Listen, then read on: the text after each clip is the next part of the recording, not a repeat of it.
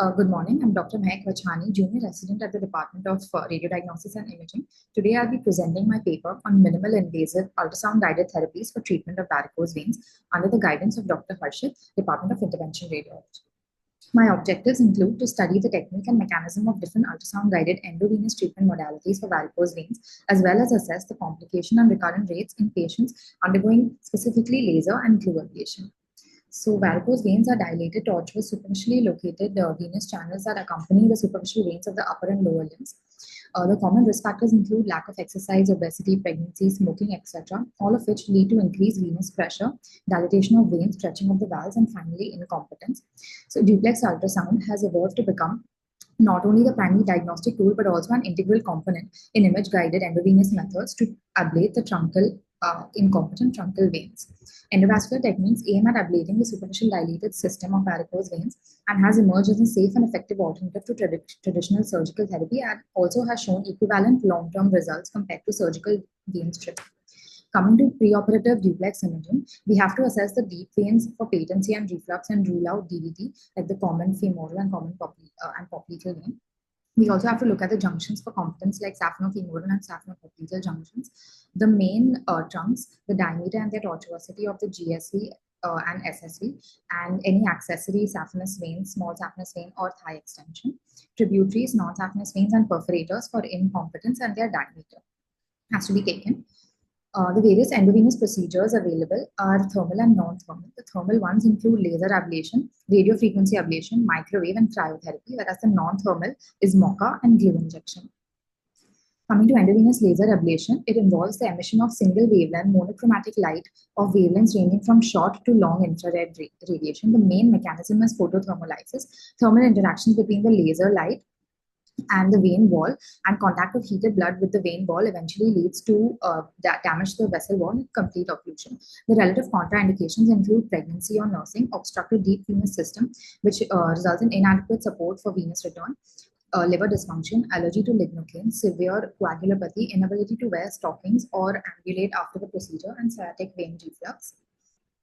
Coming to our first case was a 43-year-old male with dilated veins over bilateral legs. However, he had a venous ulcer over the left leg. That's why we first treated the left leg. Here we can see incompetent saphenofemoral junction, dilated GSV, SSV, and multiple varicosities with incompetent perforators.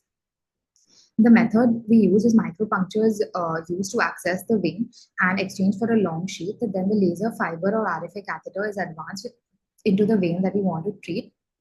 And the fiber catheter is positioned approximately 2 to 3 centimeters distal to the junction, after which tumescent anesthesia is injected all around the vein using 0.1% lignocaine. And while withdrawing the catheter, energy is emitted, which finally leads to thermal damage of the vein and complete occlusion. In our case, you can see the fiber dip in the vein we wanted to treat, seen 3 centimeters from the junction, after which we gave tumescent anesthesia with 0.1 lignocaine. And this is the radial fiber that we used.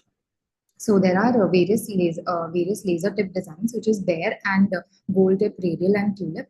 The bare one is associated, is directly in contact with the vein and is associated with perforations. However, these can be eliminated with the gold tip, radial, or tulip fibers, as seen over here. We use the radial fiber.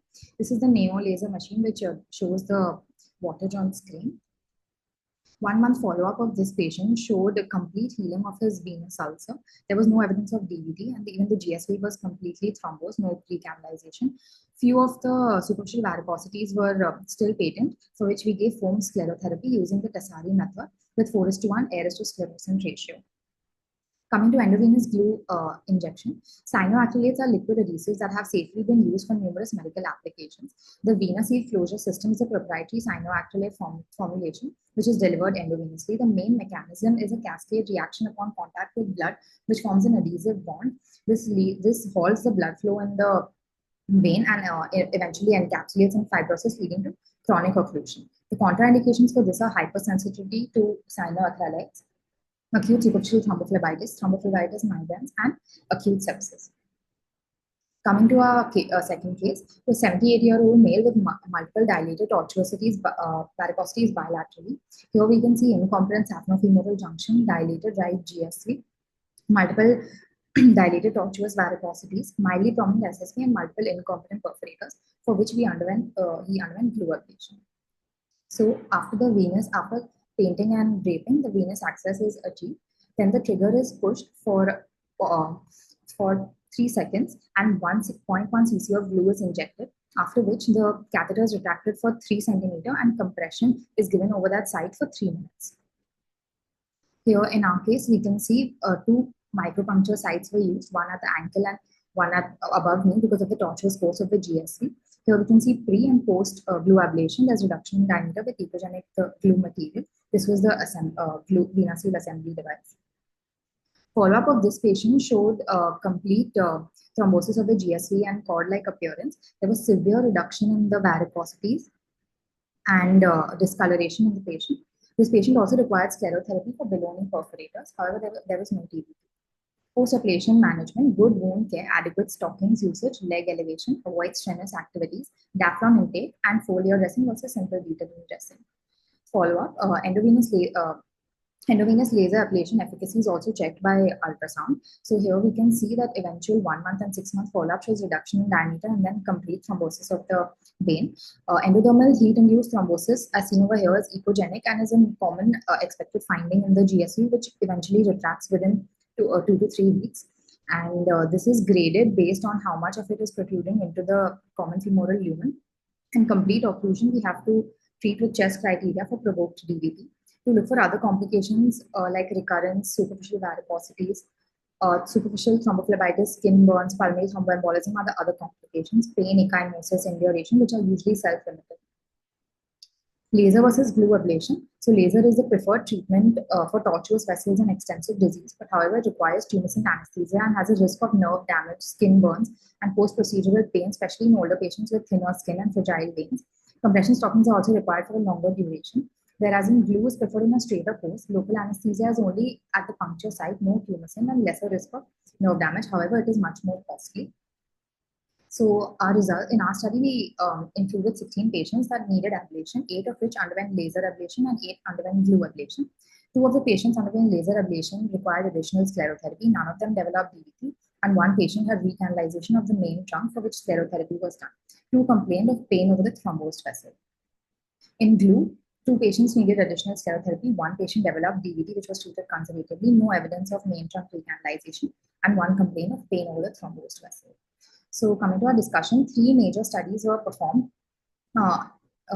explaining the occlusion rate using glue and laser. Also, there was 1 study comparing the vena seal and RF ablation, which basically showed similar closure rates, proving non-inferiority of the glue.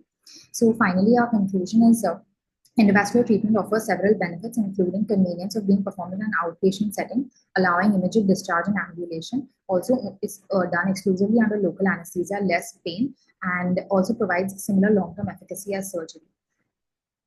These are my references. Thank you.